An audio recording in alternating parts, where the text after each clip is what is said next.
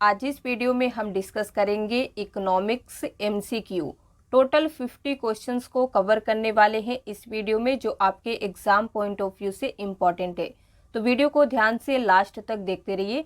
अगर आपने previous videos को नहीं देखा है, मिस कर दिया है, तो इस वीडियो के डिस्क्रिप्शन में आपको लिंक मिलेगा, आप देख सकते हैं। और आप चैनल के प्लेलिस्ट में भी जाके विजिट करना ना भूलें, वहाँ पे भी आपको कई सारे अलग अलग टॉपिक के वीडियोस मिलेंगे। तो चलिए बिना डिले के शुरू करते हैं। Question number 1, which of the following is called bankers cheque? इनमें से किसे बैंकर चेक कहा जाता है? A demand draft, B debit card, C pay order, D fix deposit. Answer क्या होगा? ए डिमांड ड्राफ्ट को बैंकर्स चेक कहा जाता है। The main function of EXIM bank is? EXIM bank का मेन फंक्शन क्या है? A, B, C, D. Read कीजिए, देन आंसर बताइए। तो यहाँ पे करेक्ट आंसर होगा C, to promote export and curtail imports. Export को बढ़ावा देना और इंपोर्ट को कम करना, रिड्यूस करना, घटाना। The system of budget was introduced in India during the Viceroyalty of? Bharat में बजट सिस्टम किसके वायसराय के दौरान शुरू की गई थी? तो यहाँ पे भी आपको 4 ऑप्शंस दिए गए हैं। राइट आंसर होगा A, Lord Canning. The place where bankers meet and settle their mutual claims and accounts is called? Question क्या पूछ रहा है? जिस प्लेस पर बैंकर मिलते हैं और अपने म्यूचुअल क्लेम और अकाउंट्स को सेटल करते हैं, उसे क्या कहा जाता है? Treasury, clearing house, collection centre, dumping ground. तो आंसर होगा B, clearing house. Temporary tax levied to obtain additional revenue is called? Additional revenue पर ऑब्टेन यानी कि प्राप्त करने के लिए लगाया गया अस्थायी कर क्या कहलाता है, जो शॉर्ट टर्म के लिए होता है? तो यहाँ पे करेक्ट आंसर होगा D, surcharge. Which of the following are known as developed economics? इनमें से किसे विकसित अर्थव्यवस्था के रूप में जाना जाता है? राइट आंसर क्या होगा? D, countries having large per capita income. ऐसा देश जिसका पर कैपिटा इनकम हाई हो, उसे आप कह सकते हैं developed economics. The standard of living in a country is represented by it's? किसी देश में स्टैंडर्ड ऑफ लिविंग रिप्रेजेंट किसके द्वारा किया जाता है? ए, बी, सी या फिर डी? राइट आंसर होगा डी, पर कैपिटा इनकम के द्वारा स्टैंडर्ड ऑफ लिविंग को किसी भी कंट्री में रिप्रेजेंट किया जाता है। A tax which is paid by the person on whom the tax is incident is called? एक टैक्स जो उस व्यक्ति द्वारा भुगतान किया जाता है जिस पर टैक्स की घटना होती है, उसे क्या कहा जाता है? Rate, local tax, direct tax, indirect tax. तो आंसर होगा C, direct tax. Zero base budgeting in India was first experimented from? भारत में जीरो बेस बजटिंग का सबसे पहले कब एक्सपेरिमेंट किया गया था? अप्रैल 1987, 85, 82, 80। आंसर होगा ए, अप्रैल 1987 में। Open market operations of a central bank are sale and purchase of? Central bank के ओपन मार्केट ऑपरेशन की बिक्री और खरीद क्या है? तो करेक्ट आंसर होगा A, trade bills. The Imperial Bank of India after nationalisation was given the name of? Imperial Bank of India nationalisation के बाद का नाम दिया गया था Bank of India, State Bank of India, Reserve Bank of India, Indian Overseas Bank. Answer होगा B, State Bank of India. तो ये भी आप याद रखिएगा, इंपॉर्टेंट क्वेश्चन है। The basic regulatory authority for mutual funds and stock markets lies with the. Mutual fund और stock market के लिए बेसिक रेगुलेटरी अथॉरिटी के पास निहित है। निहित मतलब लाइज। करेक्ट आंसर क्या होगा? C, Securities and Exchange Board of India के पास। Which bank gives long term loan for farmers. कौन सा बैंक किसानों को लॉन्ग टर्म लोन देता है, यानी कि लंबे समय के लिए? SBI, NABARD, land development bank, rural banks. तो आंसर क्या होगा? B, NABARD bank. ये फार्मर्स को लंबे समय के लिए लोन देता है। अब क्वेश्चन ये अराइज होता है कि इसका फुल फॉर्म क्या होता है, इस बैंक को कब स्थापित किया गया था। तो ये सभी चीजें आपको पार्ट 1 वाले वीडियो में मिलेगी। अगर आपको अभी याद है तो कमेंट में लिख के बताइए, नहीं पता है तो उस वीडियो को देख सकते हैं। Private sector mutual funds in India were permitted इन। भारत में प्राइवेट सेक्टर के म्यूचुअल फंड की अनुमति थी 1964, 1999, 1983, 1993। तो आंसर होगा D, 1993। The oldest stock exchange of India is. Bharat का सबसे पुराना स्टॉक एक्सचेंज इनमें से कौन सा है? राइट आंसर होगा डी, बॉम्बे स्टॉक एक्सचेंज। याद रखिएगा।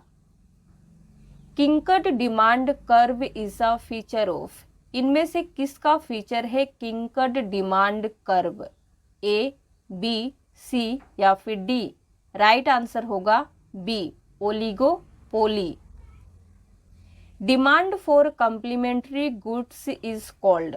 कम्प्लीमेंट्री गुड्स की डिमांड क्या कहलाती है? करेक्ट आंसर होगा D, joint demand. Quasi rent is a dash phenomena. Quasi rent को आप ये भी कह सकते हैं हाफ फेयर। ये कौन सा फेनोमेनन है? तो आंसर होगा B, short term.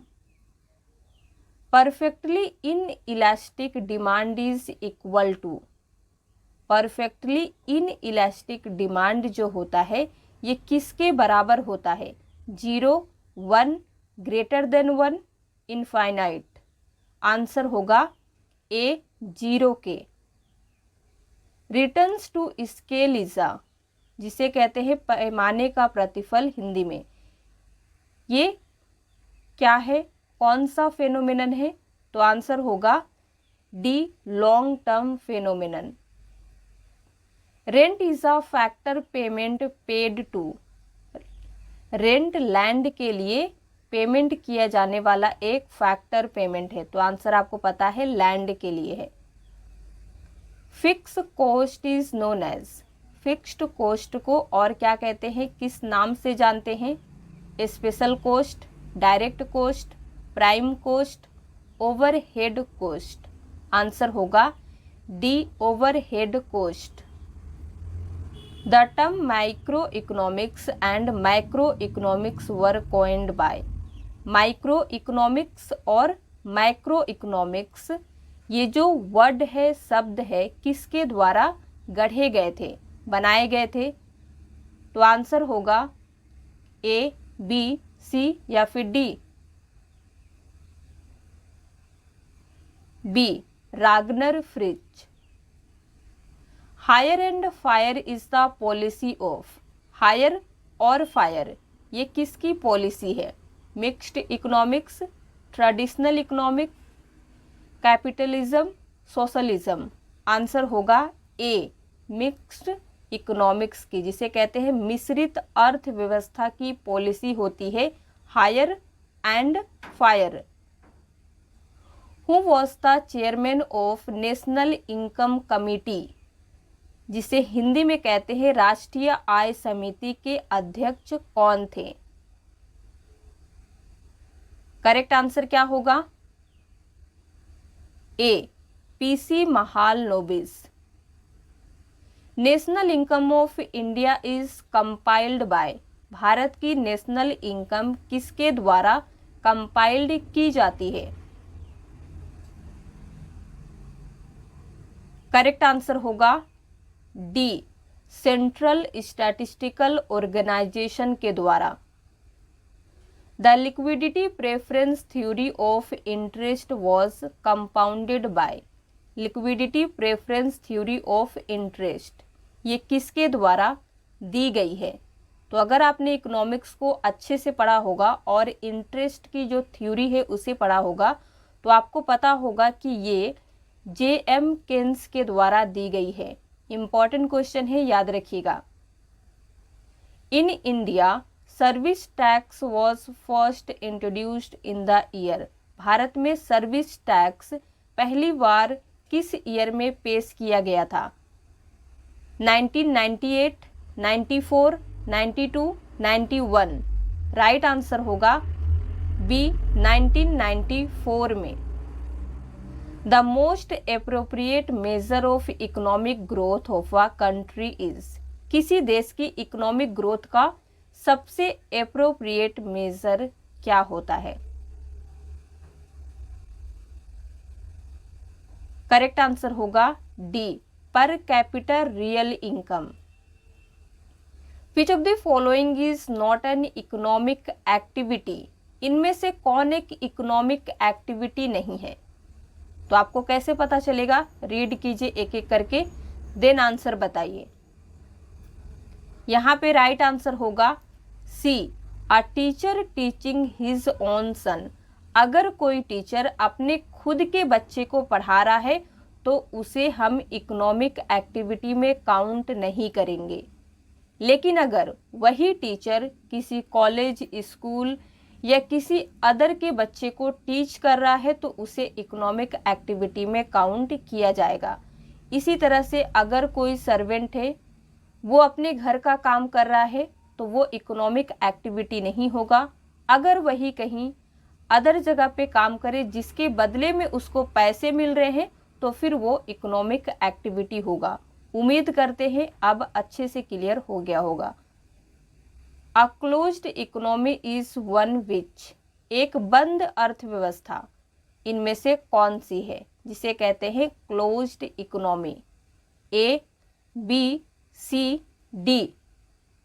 Correct answer होगा A, does not trade with other countries, अन्य देशों के साथ व्यापार नहीं करता। ऐसा देश जो सिर्फ अपने देश में व्यापार करता है, अदर देश में व्यापार नहीं करता है, ना ही इंपोर्ट करता है ना ही एक्सपोर्ट करता है, उसे आप कह सकते हैं क्लोज्ड इकोनॉमी।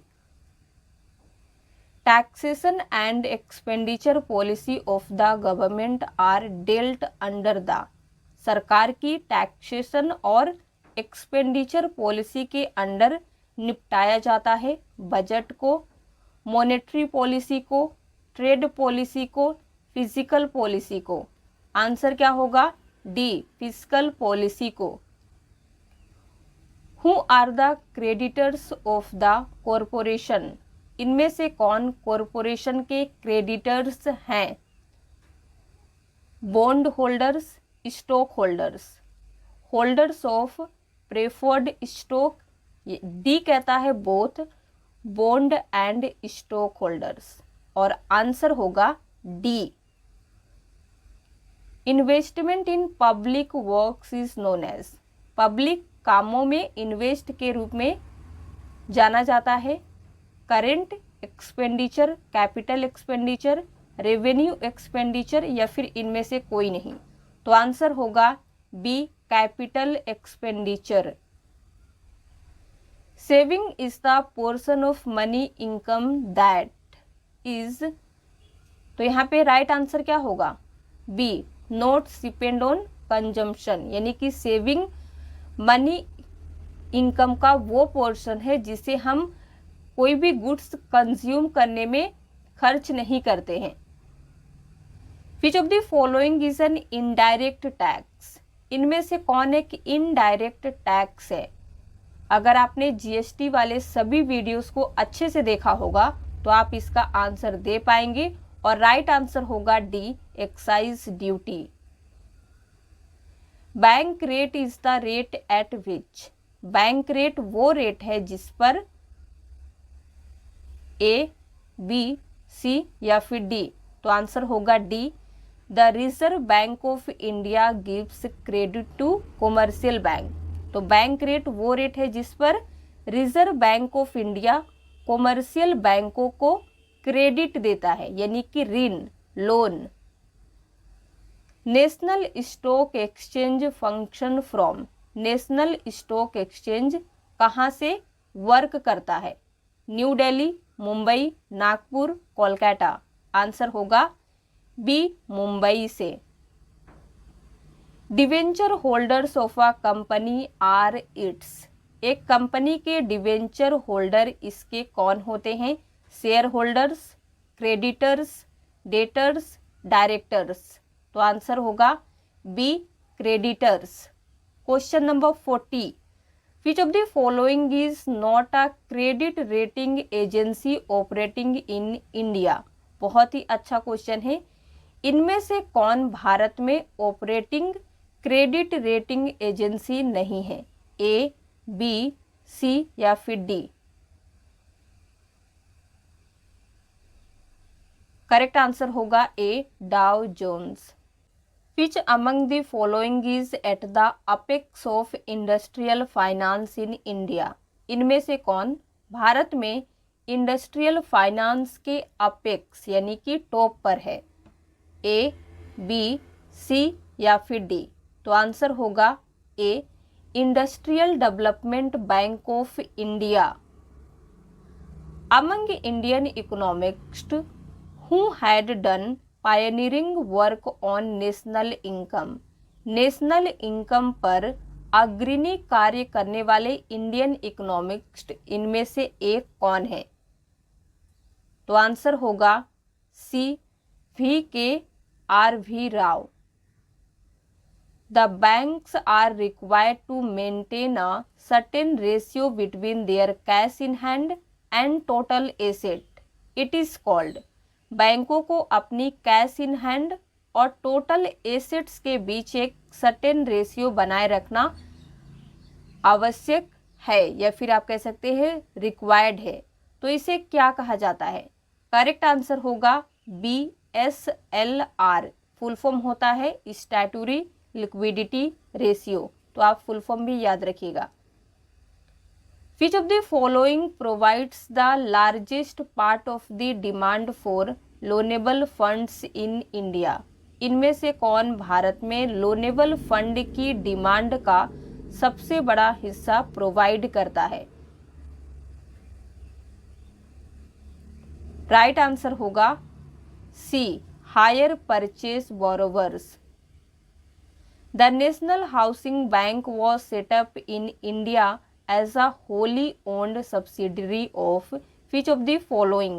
भारत में नेशनल हाउसिंग बैंक की स्थापना इनमें से किसकी होली ओन्ड सब्सिडरी कंपनी के रूप में हुई थी? Reserve Bank of India, State Bank of India, ICICI bank, HDFC bank. Correct answer होगा ए, रिजर्व बैंक ऑफ इंडिया। तो आज हमने 45 क्वेश्चंस को डिस्कस किए हैं। अब आपका एक छोटा सा मॉक टेस्ट होता है जिसमें हम 5 क्वेश्चंस को डिस्कस करेंगे और आपको आंसर बताना है। तो क्वेश्चन नंबर 1 है, economic survey is published by, economic survey किसके द्वारा पब्लिश किया जाता है? आंसर क्या होगा ये आपको बताना है। राइट आंसर सी है, ministry of finance. Next question, private sector mutual funds in India were permitted in? ये क्वेश्चन आज ही हमने बताया है। भारत में प्राइवेट सेक्टर के म्यूचुअल फंड की अनुमति कब थी? तो आंसर होगा B, 1993। Who introduced plan holiday in India? Bharat में प्लान हॉलीडे शुरू करने वाले इनमें से कौन है? उम्मीद करते हैं आप आंसर गेस कर लिए होंगे। यहाँ पे राइट आंसर है B, Jawaharlal Nehru. Question number 4, who receives income from income tax? Income tax से इनकम कौन रिसीव करता है? करेक्ट आंसर होगा ए, सेंट्रल गवर्नमेंट। और आज का 5th क्वेश्चन है, which bank regulates the monetary policy of India? कौन सा बैंक इंडिया के मॉनेटरी पॉलिसी को रेगुलेट करता है? बहुत ही इंपॉर्टेंट क्वेश्चन है ये, आपसे तो जनरली कोई भी पूछ सकता है, तो आपको पता होना चाहिए। A, RBI, Reserve Bank of India. तो आज के लिए बस इतना ही। अगर आपको वीडियो पसंद आया हो तो लाइक कर दीजिए, शेयर कर दीजिए। 5 में से आपने कितने क्वेश्चन सही किए हैं ये आपको कमेंट में लिख के बताना है। अगर आप हमारे चैनल पे नए आए हैं तो चैनल को सब्सक्राइब किए बगैर मत जाइएगा।